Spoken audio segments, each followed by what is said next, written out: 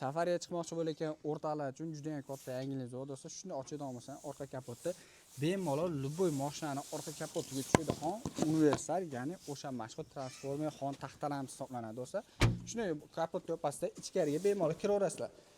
Любой joyga olib kelasizlar bo'lsa, faqatgina pastga oddiygina gilom solib qo'yib turib, bo'lsa xohlasang kattasi va xohlasang kichkinasini olishlar mumkin bo'lsa. Yaxshi tomoni shuni olib kelasizlar. Mana bu yerda tili bo'ladi, shu tilchasini bitta chiqarib turib, shunday yayaydigan bo'lsangiz, do'stlar, qaranglar, oldin 4 ta oyog'li bo'ladi. Hozir esa 6 ta oyog'li qilib juda chiroyli holatda chiqarib qo'yishyapti. Shuni 2 ta oyog'ini yayasizlar. Buni ham shunday yayib turib, mana shunday holatda shuni tashlaydigan bo'lsangiz bo'ldi, do'stlar. Tayyor holatda xon taxtalarimiz, ya'ni transformer xon taxtalar.